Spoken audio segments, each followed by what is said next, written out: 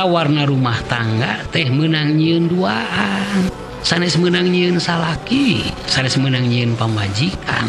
Warna nu tercipta di rumah tangga eta teh hasil karya berdua, rek warna halus rek warna goreng meunang nyieun duaan teh. Lamun warnana goreng kagorengan teh meunang nyieun duaan, lamun warnana halus da halus teh meunang nyieun duaan.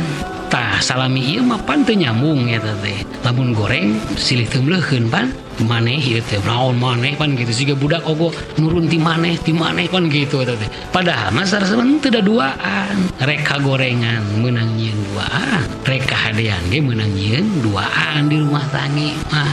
Kieu maksudna duaan teh. Siga urang misalna teu raos ieu ku babaturan, tara dugikeun ka disimpen eta teh tiasa dipegatkeun nya geus lah si eta mah emang kitu. Ka pamajikan teh tiasa eta teh.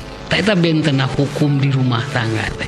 Ningali pasakanana kecewanya urang teh teu dicaritakeun, disimpen ku urang teh. Ningali sarena calangap gitu aing teresep simpen eta teh gitu nya. Pokona mah sakur-sakur nu urang kecewa teh disimpen teu diobrolkeun. Tak terakumulasi eta teh kekecewaan gitu ya, ketidaksetujuan gitu, teresep teh kudu diobrolkeun teh kasimpen. Daek teu daek berumah tangga teh nganggo si simpenan eta gitu. Pamajikan ningali salakina sarua gitu, sare deui kan teu wani ngomong mah simpan kumanehna teh gitu kan. Kamari ngusup ayeuna ngusup deui wae simpan eta teh.